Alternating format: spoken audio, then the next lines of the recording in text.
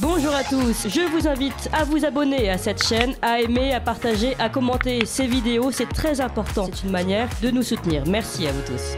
Je pense qu'il va falloir plusieurs tables rondes, honnêtement, si mes invités sont d'accord de revenir ici pour traiter ces fameux Twitter Files, les dossiers Twitter qui ont été ouverts par Elon Musk, le nouveau propriétaire de Twitter. Tout ça, vous l'avez bien suivi, on l'a suivi ensemble. Que contiennent-ils puisqu'ils n'arrêtent pas, il y a plusieurs affaires qui sortent les unes après les autres. Ça a commencé le 2 décembre, pour être précise, 2022, avec les dossiers Twitter, donc comme l'organisation elle-même de Twitter. Et puis il y a eu les listes noires secrètes de Twitter, le bannissement de Donald Trump qui a suivi, la filiale du FBI, d'autres éléments, enfin beaucoup d'éléments, notamment sur le portable Hunter Biden également, et puis tout ce qui s'est passé avec le Covid. Donc énormément de choses à dire ensemble. On va tenter de sortir ici la moelle de ce qui a été publié par Elon Musk. Et pour en parler, nous sommes avec trois invités que je suis ravie d'accueillir ici. Xavier Azalbert, bonjour. Bonjour Clémence. Directeur de la publication de François. François qui a une bonne nouvelle à nous annoncer. Oui, tout à fait. On a récupéré notre CPPAP, notre certificat, comme quoi on est un média. Voilà, donc félicitations, comme quoi il y a encore une justice pour le moment. On en reparlera. Nous sommes également avec Nicolas Conquer, porte-parole du Parti républicain, donc Parti républicain américain en France. Bonjour Nicolas Conquer. Bonjour Clémence. Et merci d'être avec nous. Et nous sommes avec Florian Philippot, président du mouvement Les Patriotes. Bonjour Florian Philippot. Bonjour. Et merci beaucoup d'être avec nous. Vous avez également, Florian Philippot, nous avons suivi vos vidéos notamment, beaucoup suivi cette affaire des Twitter Files. Alors, je propose peut-être à Nicolas Conquer, qui est vraiment sur place, par l'esprit en tout cas, qui suit vraiment tout ce qui se passe aux États-Unis. Si vous pouvez nous résumer déjà l'accueil, on va dire, des Twitter Files aux États-Unis, parce que c'est quand même bien plus remarqué là-bas que chez nous. Ouais, alors en effet, depuis le rachat de Twitter par Elon Musk, on a pu assister à une série de dossiers, des Twitter Files, donc des révélations assez fracassantes qui ont été avec des publications assez échelonnées. C'est le fruit de travail journalistique avec de gens qui ne sont pas forcément acquis à la cause républicaine, des Matt Taibbi ou autres journalistes qui étaient plutôt de sensibilité de gauche et auprès desquels Elon Musk a révélé, mis à disposition des manière de procéder de l'administration précédente dans Twitter et qui ont permis de mettre la focale sur l'idéologie qui dirigeait cette entreprise et cette censure qui s'opérait toujours dans un sens, donc vraiment anti-conservateur, anti-républicain. Et au travers de ces différentes révélations, ça a permis de mettre un petit peu au grand jour les implications de la collusion entre la big tech, la politique et de la censure qui s'effectuait vis-à-vis du camp républicain.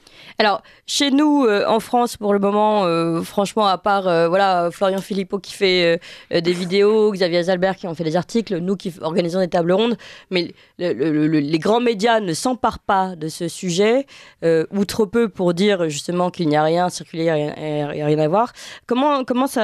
Quelles sont les réactions aux États-Unis ?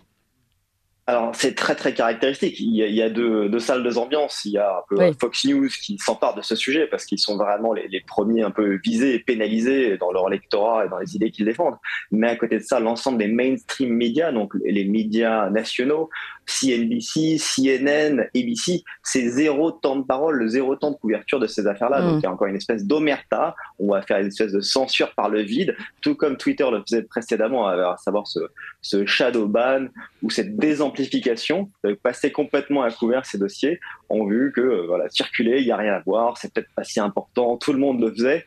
Mais là où ça devient beaucoup plus révélateur, c'est que à travers cette histoire de Twitter qui est portée un petit peu au nu, on se dit qu'en fait c'est l'arbre qui cache la forêt. Et derrière, si ça avait cours chez Twitter, ça a sans doute cours chez Google, autant parler de TikTok ou autres réseaux sociaux, mais il y a vraiment tout un enjeu auprès de ces sociétés, de la big tech, des GAFAM, de la Silicon Valley, qui s'arrogent de droit de s'ingérer dans les élections, de passer à couvert certains dossiers dont on pourra parler sur des questions sanitaires. On va rentrer dans les dossiers.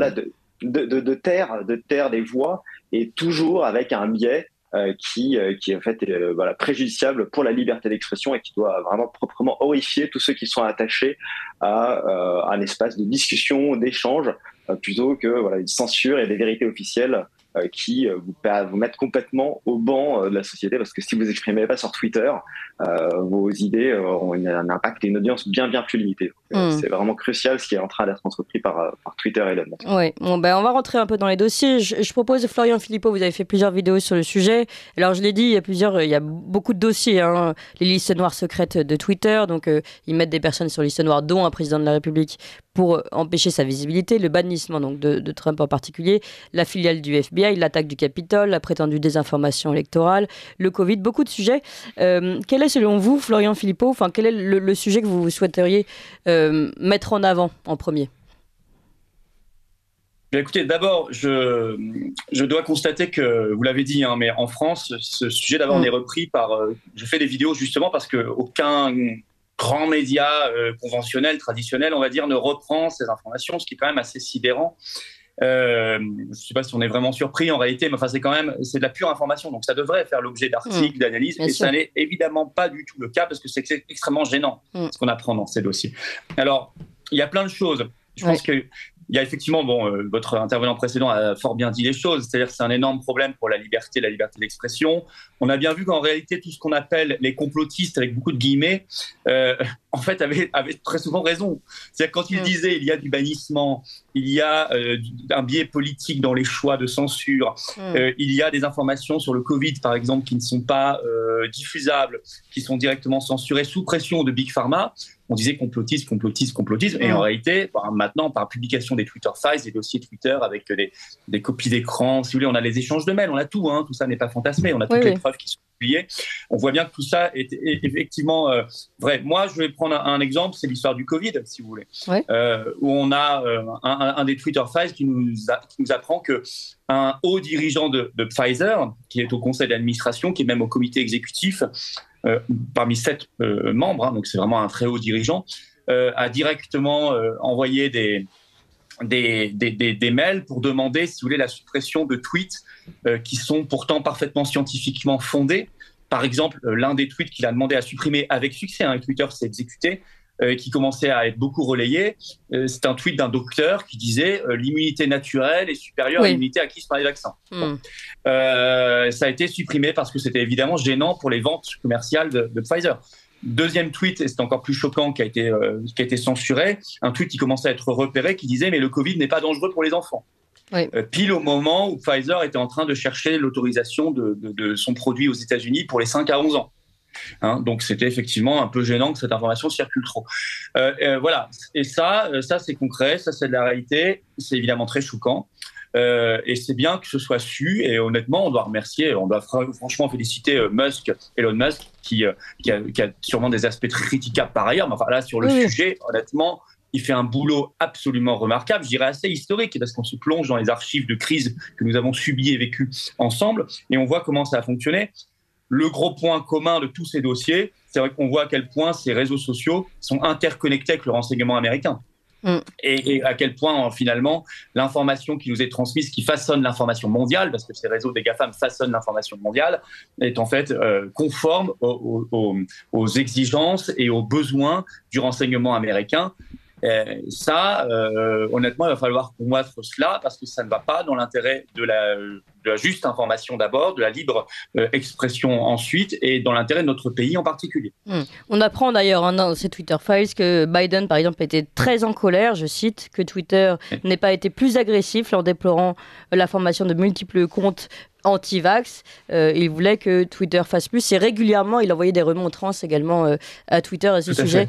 Xavier Azalver, également, j'imagine que le dossier Covid vous touche beaucoup. Je vous vois souligner également FBI. Quel est selon vous le dossier peut-être le plus épineux balancé par Elon Musk? Alors je pense qu'il y a pas forcément un dossier en particulier, mais il y a avant tout une philosophie. Et ce qui est important, c'est de se rappeler ce qu'était Twitter et même ce qu'était Google. Il faut se rappeler que quand Google a été créé, sa ligne de conduite, c'était ne pas être malveillant. Et de la même manière que l'origine de Twitter, c'était pour échanger des SMS entre les individus pour qu'ils puissent justement décrire ce qu'ils voyaient. Donc on pourrait appeler ça de la désintermédiation. Et le mot désintermédiation veut tout dire parce qu'on a réintermédié cette information et aujourd'hui l'information elle a été canalisée. Et ce qu'a fait Elon Musk, c'est il l'a vraiment réouverte. Alors au détriment de beaucoup de personnes, de ceux qui avaient utilisé Twitter comme étant un conduit qu'ils essayaient de contrôler, je pense que l'information elle doit circuler librement et elle recircule librement. Surtout que, pardon, mais ce sont des photos brutes. Enfin, là, entre autres, quand on parle des dossiers de Twitter Files, pour ceux qui ne sont pas encore allés voir, vous verrez, hein, ce sont des copies d'écran. C'est vraiment la source pure, brute.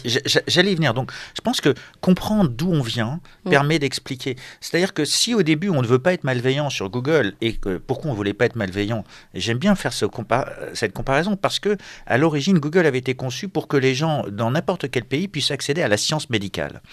Et quand on lit le premier livre des fondateurs de Google, c'était pour accéder à cette science.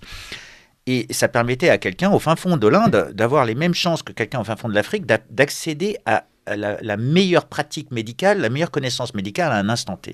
Ça paraît être louable et souhaitable. Dès lors que cette information-là est pervertie, elle est contrôlée, c'est-à-dire elle tombe entre les mains d'instances gouvernementales et d'intérêts gouvernementaux et d'intérêts privés, on s'aperçoit qu'il y a donc une réintermédiation. Et cette intermédiation entraîne forcément un contrôle de l'information et une censure. Donc je pense que le premier point qu'on fait, c'est Elon Musk a au moins redonné cette désintermédiation en restaurant tous ces comptes-là. Et pour moi, c'est ça l'information primaire. Bien sûr, maintenant, ce qu'il faut faire, c'est qu'il faut faire attention qu'une personne qui contrôle une société de cet acabit ne fasse pas une nouvelle forme d'intermédiation. Oui, donc la médiation, la médiation entre un individu, entre vous et moi, entre Florent Philippot et Nicolas, c'est ce qu'on veut, de manière à ce que cette information-là, elle puisse librement circuler, peu importe quel soit le sujet. Allez, on continue d'en parler. Il est 8h01 sur Ligne Droite. On fait un rapide point sur les informations. On retrouve nos trois invités. Ligne Droite. Des reporters croupissent en prison. Ces maladroits ont mal choisi leurs questions. La table ronde. Suite de cette table ronde sur les Twitter Files avec Xavier Zalbert, directeur de la publication de François, Nicolas Conquer, porte-parole du Parti républicain américain en France, Florian Philippot, président du mouvement Les Patriotes. Alors Xavier Zalbert, peut-être vous n'avez pas terminé votre présentation, on va dire, de Twitter et de Google et d'Internet, mais plus généralement, la première question que je vous posais, c'était quelle est selon vous l'affaire la plus marquante? Et vous disiez, il n'y en a pas vraiment une, mais bon, je pense que vous aviez quand même... Moi, je dirais que la leçon principale, c'est que celui qui contrôle la modération, il contrôle l'information. Et peu importe le sous-jacent, c'est déjà la leçon numéro 1. Après, bien sûr, on peut regarder dans le détail. Moi, je pense que c'est important pour nos auditeurs d'entendre quelques affaires dans le détail, d'aller dans quelques éléments concrets pour qu'ils comprennent. Il y en a beaucoup. En fait, il y a l'ingérence du FBI, on va dire, dans certaines des décisions durant la crise sanitaire. Il y a l'ingérence d'un certain nombre de partis politiques dans les élections américaines. Il y a aussi dernièrement, ce qui est sorti hier, c'est une analyse sur l'ingérence ou le rôle des big pharma, on va dire, et dans le rôle de la crise pour le Covid. Donc, ce qu'on a fait, c'est il y a eu un biais qui a été appliqué sur l'information par ces ingérences multiples. Aujourd'hui, on est en train de pouvoir prouver ces ingérences, alors qu'avant, elles étaient induites. Elles étaient expliquées par ce qu'on appelait les complotistes, qui soit par déduction, soit par bribes d'informations qu'on obtenait, soit... Alors, il y avait de multiples sources, mais parmi ces gens-là, il y a des gens qui ont une expérience de l'information, une expérience du renseignement, et donc c'était une analyse. Aujourd'hui, ce n'est plus devenu une analyse, c'est devenu factuel. Donc, chez François, on considère que c'est quelque chose de fondamental, parce que ne pas en parler, c'est ne pas informer, pour moi. Et le challenge que l'on a aujourd'hui, c'est de librement informer l'individu. Alors, c'est pas surprenant que les mainstream n'en parlent pas aujourd'hui, parce que ça remet en cause leur propre rôle, puisque eux-mêmes sont ciblés au travers de cela. Donc c'est difficile de eux-mêmes ont joué le jeu. Ils ont joué le jeu de ce bannissement. Voilà. Et donc ces mainstream qui sont censés être le quatrième pouvoir ont joué le jeu de ce qu'on peut appeler cette réintermédiation ou cette intermédiation de l'information, ce contrôle de l'information, ou ce qu'on peut aller jusqu'à appeler la censure. Alors c'est important de comprendre la différence entre la réintermédiation, l'intermédiation et la censure et la médiation, parce qu'aujourd'hui on a une information qui circule de plus en plus plus librement, et les journalistes des mainstream qui crient au scandale que la liberté d'expression n'est pas bonne parce qu'on ne sait pas ce que va être l'avenir de Twitter. Et donc, c'est le retour de la médaille. Et le dernier point qui est, à mon avis, fondamental, c'est on a vu ce qui se passait aux États-Unis, mais on a eu des élections en France cette année, l'année dernière, on a eu des élections au Brésil, et on peut se poser la question du rôle de Twitter, de l'ingérence de certaines agences de renseignement, françaises ou étrangères, ou de grosses sociétés, dans la vie politique française. Et du coup, a-t-on une information qui est soumise alors maintenant, Twitter, a priori, en tout cas, ça marche différemment. Mais c'est une très bonne question. Nicolas Conquer, donc ingérence du FBI, ingérence des intérêts privés tels que le Big Pharma et ingérence de différents partis. D'ailleurs, dans le Twitter Files, on voit bien que les démocrates, clairement, peuvent interpeller Twitter, interpellaient d'ailleurs, c'est pas qu'ils pouvaient, c'est qu'ils le faisaient, interpeller Twitter régulièrement pour leur demander des comptes, leur demander de très vite régler tel et tel problème de visibilité d'un compte qui les dérangerait. Mais les républicains également le faisaient, on le voit dans le Twitter Files. Sauf que la différence, en fait, ce qu'on comprend, c'est que comme Twitter était compris par plus de salariés à l'idéologie démocrate, finalement, le message passait beaucoup plus vite pour le Parti démocrate que pour le Parti républicain. Mais finalement, il était influencé, imprégné de tous ces entrismes. Nicolas Conquer, ça fait beaucoup. FBI, Big Pharma et les différents partis. Mais oui, absolument. Et pour revenir sur votre dernier point sur un peu l'entrisme au sein de Twitter en faveur et ce biais démocrate progressiste, un chiffre qui est très très percutant, c'est que l'ensemble des donations qui étaient faites par les salariés de Twitter étaient à 95% en faveur du Parti démocrate. Donc là, encore une fois, ça marque déjà ce déséquilibre et ce biais progressiste qui va s'opérer. Ce que moi, je retiens par rapport à ces déclarations, ce n'est pas cette succession de dossiers en tant que tels qui sont effectivement toutes fracassantes, qui vont avoir une onde de choc sans précédent, mais c'est plus cette disposition que Elon Musk a, qui d'aucuns diraient mais il est en train de s'aborder sa propre plateforme en opérant ainsi. En fait, c'est bien au contraire ce qu'il est en train de faire. Il est en train d'essayer de rebâtir cette confiance qui avait complètement été fragmentée, morcelée, en jouant et en capitalisant sur la transparence. Donc en faisant ces révélations-là, il s'expose, il expose des gens et ça peut d'ailleurs le mettre en danger. Il a dû prendre beaucoup de mesures pour sa sécurité personnelle, ainsi que pour tous ceux qui contribuent à ces déclarations. Si je devais retenir juste un point, vraiment, c'est effectivement, comme vous aviez dit, c'est cette collusion avec le gouvernement. Les listes, littéralement, c'était des fichiers Excel avec des noms qui étaient fournis par des membres du Parti démocrate et des membres proéminents, Adam Schiff, Dianne Feinstein, donc des gens vraiment de premier plan et qui ont passé ça sous couvert, et voilà, de manière prépondérante, même si ça se faisait dans les deux camps. Ce qu'il faut juste retenir, c'est que tout le monde, toutes les agences fédérales, les agences de renseignement, donc pas seulement les CIA et les FBI qu'on va connaître en France, mais toutes les agences qui vont être attachées aux différents ministères aux États-Unis étaient impliquées et avaient quasiment leur rond de serviette chez Twitter. C'était même des prestations qui étaient facturées à Twitter. Et l'ordre de grandeur, c'est 3,5 millions de dollars. Et encore, par rapport au montant de ces prestations, c'est sous-facturé compte tenu de tout le tort qu'ils ont fait et toutes les actions qu'ils ont menées au profit de ces agences gouvernementales. Et ça va également porter un très grand préjudice dans l'image de ces agences qui, effectivement, agissent un petit peu comme des barbouzes, d'une certaine manière, pour passer à couvert leurs opposants politiques et d'opérer cette censure qui se fait toujours dans un sens. Alors, on va parler, Nicolas Conquer, dans quelques instants du bannissement du compte de Donald Trump et d'abord du fait qu'il a été invisibilisé. Mais je voudrais donner la parole à Florian Philippot qui doit nous quitter très vite. Florian Philippot, si vous avez un autre dossier que vous souhaitez mettre en avant dans ces Twitter Files. Écoutez, on peut parler d'un dossier qui fait l'actualité. De fait, c'est l'histoire du fameux entrisme russe, des bots russes. Oui.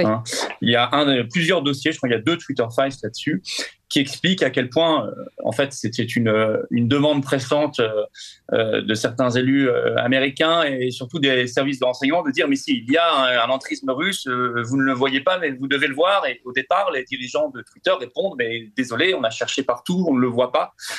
C'est assez amusant d'ailleurs au départ, en disant écoutez, on ne trouve pas. On ne trouve pas les fameux bots russes, les comptes, l'entrisme, etc. Et on leur répond si, il faut le trouver puisqu'il existe, forcément. et au bout d'un moment, on voit les discussions internes des cadres de Twitter qui finissent par se dire on commence à avoir une campagne de presse contre nous parce qu'on serait trop tolérant avec l'entrisme russe, on commence à avoir une campagne politique contre nous, il y a un danger, donc on va en trouver. Et donc ils ont élargi leurs critères, ils ont assoupli leurs critères et ils ont fini par trouver forcément à ce rythme des bots russes pour entrer dans le narratif officiel en fait. Vous savez, des Russes qui ont fait l'élection de Trump en 2016, comme ils ont fait les Gilets jaunes en France, comme ils ont fait le Brexit au Royaume-Uni, comme ils ont fait nos manifs anti-pass en 2021, etc. Oui, tout à fait.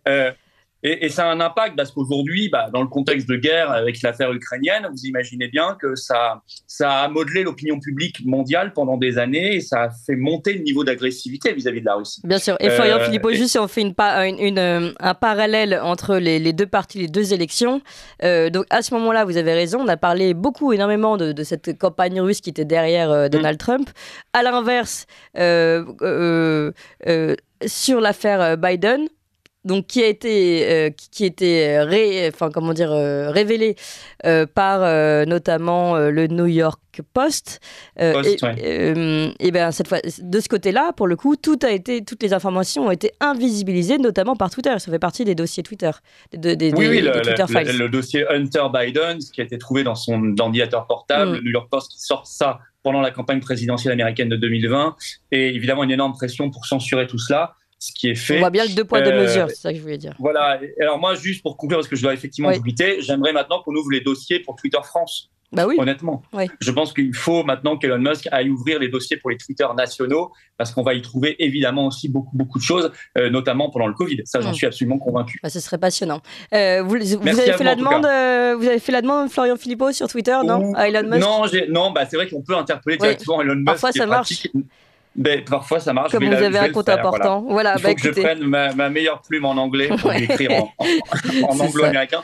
Et je vais lui demander. Merci beaucoup Florian Philippot, président du mouvement Les Patriotes. Nicolas Conquer, je vous redonne la parole. Je voulais qu'on revienne sur ces 2 poids 2 mesures. On a vu invisibilisation d'un côté de l'affaire Hunter Biden, dont on avait déjà parlé ensemble.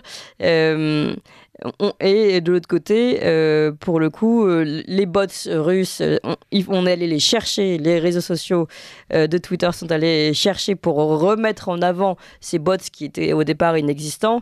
Donc on voit bien là quand même, malgré tout, je disais tout à l'heure que démocrates et républicains étaient en contact avec Twitter, malgré tout là on voit qu'il y a 2 poids 2 mesures dans dans la politique des réseaux sociaux, et surtout à quel point ça a pu influer, et on en parlait avec Xavier Zalbar tout à l'heure, les élections. Ah non, mais absolument, vous avez mis tout à fait le doigt sur, c'est absolument de l'ingérence dans ces élections, et ça met vraiment en péril le jeu démocratique, quand ou bien les affaires liées à Hunter Biden sont passées à couvert, mais complètement, ou lorsque on a mis en avant une potentielle hypothétique collusion avec la Russie qui au final là s'est démontée de toutes pièces. Ça a été un narratif qui aux États-Unis a duré quasiment depuis 4 ans. Les démocrates eux-mêmes ne reconnaissent toujours pas la victoire de Donald Trump en 2016, considèrent qu'ils l'attribuent uniquement aux bots russes, alors qu'en fait là aujourd'hui on peut en mesure de dire qu'Hillary elle n'a pas perdu face à les bots, mais elle a effectivement bel et bien perdu face à Donald Trump. Donc hormis un petit peu cette petite pichenette, ce qui est plus symptomatique, c'est comment ça mobilise toute l'attention et surtout l'argent du contribuable. Il y a des énormes enquêtes qui ont été menées, qui ont mobilisé le Congrès, des dizaines et des dizaines de millions de dollars pour instruire ces sujets-là, qui en fait sont des dossiers qui sont complètement montés de toutes pièces, et qui là on se dit on a juste été manipulés par ou bien des employés eux-mêmes de Twitter qui ont fait des fausses déclarations auprès des agences un peu qui coordonnent le renseignement américain, ou bien parce que certains politiques avaient été en mesure de faire pression auprès de l'organisation. Donc ça nécessite vraiment de dire qu'il y a une nécessaire régulation de ces réseaux sociaux qui doit se mettre en place, et c'est d'ailleurs le candidat Donald Trump pour 2024 qui propose dans son programme une charte digitale des droits, donc de Bill of Rights, ce qui faisait partie des textes fondateurs des États-Unis, qui nécessite un petit peu de remettre au goût du jour ce qui avait cours il y a 230 ans pour un peu l'adapter au fonctionnement des réseaux sociaux et de tout ce qui peut s'effectuer en ligne. Et puis bon, on va en reparler juste après. Il y a aussi cette histoire évidemment du fameux tweet de Donald Trump pendant l'invasion du Pentagone, où il dit calmez-vous, tout le monde rentre chez soi, etc., qui a été complètement invisibilisé. Et là on voit dans les Twitter Files, donc dans les révélations d'Elon Musk, on voit la panique à bord chez Twitter, qui ne sont pas du tout satisfaits de ce tweet d'appel à rentrer chez soi et de rentrer au calme. C'est quand même très très révélateur ça aussi, Nicolas Conquer. Ouais, il cherchait uniquement un prétexte. Ça avait été fait maintes et maintes fois précédemment. Il fallait quelque chose de suffisamment important, de suffisamment sensationnel pour évincer de la plateforme un président américain en exercice. Ils ont exploité ce modèle-là, mais c'est aller au-delà de Twitter. C'était vraiment mettre Donald Trump pour la couper des médias, mais également d'autres réseaux sociaux. Et typiquement, même son compte Pinterest avait été suspendu. Donc, s'il faisait qu'il veuille se mettre à la broderie, il n'aurait pas pu aller chercher de l'inspiration sur des tutos do-it-yourself. Donc, il y a vraiment une espèce de psychose qui s'était emparée de ces réseaux sociaux et qui nécessite, encore une fois, une certaine forme de régulation et d'un regain rebâti autour de la transparence, comme l'initie Elon Musk et dont on se félicite. Ce qui n'empêche pas que le Parti républicain a mené, d'ailleurs, donc, par rapport au dossier que j'ai révélé, des actions en justice pour ces affaires de censure qui ont été menées au détriment du Parti républicain. Oui, là, il y a des affaires en cours en ce moment, notamment avec les nouvelles élections, les républicains qui ont plus de pouvoir, qui peuvent lancer des commissions d'enquête, etc. On en avait parlé la dernière fois ensemble, Nicolas Conquer. Je me retourne vers Xavier Azalbert. Vous avez parlé donc de l'entrisme, de l'ingérence FBI, Big Pharma, démocrates, républicains, partis politiques, toutes ces intermédiations, comme vous l'expliquiez. Finalement, vous considérez que aujourd'hui Twitter est libéré ou pas vraiment finalement? Il faut toujours se méfier aussi, puisqu'il y a un nouveau propriétaire privé avec ses propres intérêts. Je pense que Twitter aujourd'hui joue le jeu, on va dire, de la désintermédiation entre les utilisateurs, et donc c'est un jeu qui donne en apparence l'impression d'une libération. Maintenant, il faut être vigilant, puisque quand on a le contrôle des intérêts privés d'une société comme ça, entre les mains d'une personne, il faut s'assurer, alors peut-être au travers de réglementations, au travers de Bill of Rights, de divers modèles, mais en tout cas, c'est encourageant. Et c'est surtout satisfaisant de retrouver ce contact direct cette sans matière avoir brute. cette censure. D'ailleurs, si on parlait de Donald Trump, il l'avait très bien compris, puisqu'il a utilisé Twitter comme étant une arme. C'est-à-dire, il avait compris que la désintermédiation communiquait directement avec les individus. Il avait un compte avec, je crois, pas loin de 100 millions de personnes. Oui, c'était très novateur à l'époque, on oublie maintenant. Voilà. Mais et donc, il faut se souvenir qu'il s'amusait avec Twitter pour faire un petit peu la guéguerre économique avec les Russes, avec les Chinois. Donc, ils s'en servaient, ça faisait bouger les marchés. À chaque fois, les gens étaient sensibles à cela. Donc, ça montrait cette désintermédiation qui était une forme de défiance vis-à-vis des médias traditionnels. Donc, il avait vraiment compris le pouvoir de cela. Moi, j'aimerais revenir juste sur une chose que disait Florian Philippot, c'est qu'on a fait la demande avec François et un groupe de scientifiques français d'accéder aux Twitter-files françaises, puisque Elon Musk avait à un moment demandé, il avait même suggéré qu'un certain nombre de scientifiques indépendants viennent analyser les politiques sanitaires aux États-Unis. Alors l'approche qu'on a eue chez François, c'était de très rapidement aller à l'étranger, puisqu'on nous disait que tout le monde faisait pareil. Donc on est allé voir si c'était vrai. On s'aperçoit que tout le monde ne faisait pas pareil. Alors, quand on parle à un scientifique indépendant de la politique française, lui, il n'a pas le Conseil de l'ordre, si jamais c'est un médecin, ou les diverses instances qui vont venir le censurer. C'est plus difficile. Donc c'était l'approche qu'on avait suivie, c'était de se dire, si on demande à Peter McCullough de parler, on va dire, de la politique sanitaire en France, c'est plus difficile qu'au Conseil de l'ordre français vienne l'embêter. Viennent l'embêter. Et donc là, c'est l'inverse. Ce que dit Elon Musk, c'est est-ce qu'on ne devrait pas faire appel à des scientifiques indépendants, donc ça pourrait être des étrangers, indépendants de la politique sanitaire américaine, pour venir contrôler. Donc on lui a dit, écoutez, nous, on a des scientifiques, on a fait toute cette analyse, ça peut être, je ne sais pas, le professeur Perron, le professeur Raoult, on a des hommes politiques qui sont intéressés pour savoir ce qui s'est passé en France, donc on se propose même d'aller chez vous, d'aller vous voir pour justement travailler. Et je lui ai écrit, c'est personnellement moi qui lui ai écrit, j'ai été en contact avec les gens de Free Press, avec l'équipe de Barry Weiss pour voir comment on peut travailler ensemble.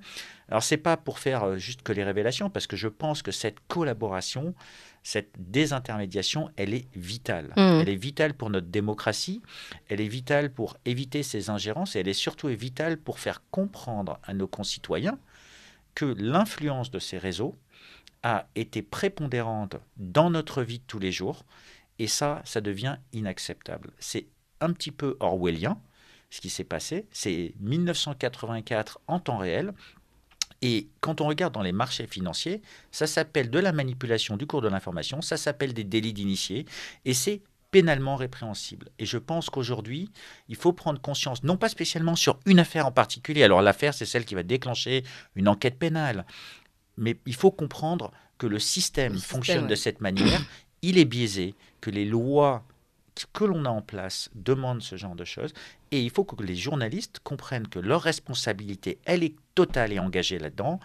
je crois que c'est Bill Clinton qui, dans les années 90, avait passé une loi aux États-Unis qui obligeait les journalistes à faire la thèse et l'antithèse. Il poussait justement à ce qu'on ne présente pas qu'un seul angle dans un article. Alors ça n'a jamais vraiment été mis en place, mais il y a quelque chose qui aujourd'hui est anglais, alors que ce soit un biais idéologique, parce qu'en France on a une forme d'idéologie gauchisante pour les journalistes, ou aux États-Unis une idéologie démocrate. Moi je veux pas faire de politique là-dedans. Ce que je dis, c'est que ce biais entraîne des décisions qui sont biaisées et entraîne un déni de démocratie au travers d'un contrôle de la pensée. Et c'est ce qu'il faut essayer d'éviter. C'est pour ça qu'il faut assurer le pluralisme des médias, pour ça qu'il faut des radios libres. Et je me suis même posé la question de si on avait été en 1980, comment on aurait pu sortir les Twitter Files ? Et elles seraient sûrement sorties au travers des radios libres. Voilà, en fait, le réseau de Twitter dans les années 80, c'était les radios libres. Une radio comme Radio Courtoisie, par exemple. Parce qu'il y avait cette liberté. Et alors qu'à l'époque, il y avait quand même un contrôle, on sortait de l'ORTF, il y avait un contrôle de la pensée. Et je pense que c'est qu'en se posant ces questions, en revenant en arrière, en regardant dans le futur, qu'on va arriver à prendre le pas et à prendre l'équilibre et surtout à prendre la mesure. Parce qu'on n'a toujours pas pris la mesure. Et les mainstream n'ont pas pris la mesure de ce qui est en train de se passer et ils vont se faire marcher dessus à un moment ou à un autre parce que ces révélations vont devenir bien plus grosses qu'elles. Ils vont plus pouvoir empêcher le tsunami de ces révélations. Moi, je pense qu'ils ont pris la mesure, mais que justement, ils se défendent aujourd'hui avec cette étiquette de complotisme qui est leur dernière barrière face au tsunami, justement. Mais on sait que les digues qu'on peut construire de cet acabit-là, elles ne tiennent pas par rapport à un tsunami. Non, évidemment. Voilà. On est bien d'accord. Alors, non, mais attendez, surtout, vous nous avez fait une énorme révélation. On veut la suite de l'histoire. C'est-à-dire que vous avez pris contact avec Elon Musk en personne pour lui proposer vos scientifiques pour, en effet, ouvrir les Twitter Files français, donc les dossiers de Twitter français. Vous avez eu un premier retour ou pas ? Alors pour l'instant, je préfère pas en parler. Ça veut dire que vous avez eu un premier retour. Non, mais c'est intéressant, Xavier Azalbert. Bon, on veut suivre ça avec vous en direct, hein, nous. Disons qu'on a fait la démarche positive parce qu'il l'a suggéré et on a saisi l'opportunité. Alors, c'est pas vraiment par opportunisme parce que je crois fondamentalement que ce travail de collaboration, si on a défini François comme étant un média participatif et collaboratif, c'est justement pour le faire et que ce travail de collaboration est vital pour la démocratie. On l'a démontré au travers de la crise sanitaire pour le Covid, qu'en allant demander à des scientifiques indépendants aux US, en Brésil, en Inde, on avait une meilleure information. Et je pense qu'amener cette information, c'est notre devoir. Donc, on a considéré que c'était notre devoir. S'il y a une ingérence de Twitter au travers des salariés en France, c'est important que les citoyens français le savent, de manière à ce qu'ils puissent en prendre la mesure et qu'on puisse essayer de régler ce genre de choses. Un délit d'initié, une manipulation de cours, à un moment ou à un autre, que ce soit pour des élections ou pour des intérêts privés dans Big Pharma, ça doit être révélé. Et il y en a beaucoup aujourd'hui. Il suffit de regarder les dossiers von der Leyen, la corruption qu'il y a eu pour le Qatar, la corruption dont on parle au niveau des contrats Pfizer. Oui. Tout cela. Virginie Giron, d'ailleurs, nous rappelait hier, donc députée au Parlement européen, qu'une enquête était également lancée au niveau de la Commission européenne concernant, encore une fois, ces Twitter Files et le rôle qu'aurait joué l'Europe en demandant la censure de certains éléments. Alors tout à fait. Là, on peut se poser toutes les questions. En fait, tout devient... toutes les hypothèses les plus complotistes peuvent devenir plausibles. Ah oui, mais là, on dépasse les hypothèses complotistes. Donc, ce qui est intéressant. Ce qui est assez intéressant, c'est que dans le monde de l'information, à un moment ou à un autre, il va falloir chercher les faits, il va falloir les vérifier. Mais aujourd'hui, il s'avère que il y avait des avant-gardistes de l'information qui avaient une analyse qui s'est révélée être correcte sur beaucoup de choses. Et il y avait pas que les scientifiques qui le dénonçaient, il y avait aussi les hommes politiques qui le dénonçaient en disant qu'il y avait une certaine ingérence. On le sentait, on n'était pas capable de le prouver. Aujourd'hui, on est capable de le démontrer. Maintenant, il faut aller un cran plus loin. C'est qu'à partir du moment où on s'aperçoit de ce genre de choses, qu'est-ce qu'on fait ? Et est-ce qu'on le pénalise ? Comment le pénalise-t-on ? Comment le réglemente-t-on ? De manière à ce qu'on évite que ça se reproduise. Il faut faire le retour d'expérience de cela. Et tant qu'on n'a pas les informations pour la France, ça sera assez compliqué parce qu'on ne va pas se servir des informations américaines et dire que c'est la même chose qui s'est passée en France. Il y a eu aussi, rappelons-le, certaines personnes qui se sont posées la question de l'ingérence de Twitter, du rôle de Twitter dans les élections brésiliennes récentes, avec une victoire qui est très faible de Lula, puisqu'il a gagné à 50,9 contre 49,1, donc un pourcentage faible. Et on peut se dire que avec quelques millions de voix et quelques ingérences, ça peut avoir un impact. Et ça, c'est quand même dangereux. Alors, un des points dont on n'a pas encore parlé, c'était que les Twitter files... Surtout que les États où Lula a gagné, il y a certains États qui étaient très très corrompus, par exemple, certaines... Alors, toutes les hypothèses sont plausibles aujourd'hui. Alors bon, aujourd'hui, les chiffres disent qu'il a gagné, donc il faut accepter, on va dire, que ce genre de choses, jusqu'à preuve de la manipulation de cours ou du délit d'initié. Il suffit de se rappeler l'affaire Kerviel, la Société Générale, tout le monde, ça leur est tombé dessus un jour, et puis personne ne pensait que ça pourrait leur arriver, mais ça leur est quand même arrivé. C'est arrivé à Barings, ce genre de choses, c'est arrivé à Enron. Il y a eu le scandale Madoff. Donc, en fait, il n'y a pas de raison qu'il n'y ait pas de scandale d'ingérence d'État de cet acabit. Et puis, on a quand même eu des prémices de ce genre de choses avec la guerre du Golfe. Donc, on peut regarder au travers des Twitter files l'ingérence du Pentagone dans les diverses guerres.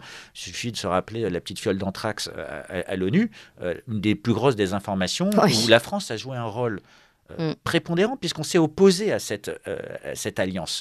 Aujourd'hui, on en paye peut-être les prix, puisqu'on s'étant opposé à ça, les Américains n'ont peut-être pas apprécié, ils ont essayé peut-être justement de nous mettre sous contrôle un petit peu plus. Je pense que la France, c'est le pays de la liberté d'expression, c'est le pays de la Déclaration des droits de l'homme.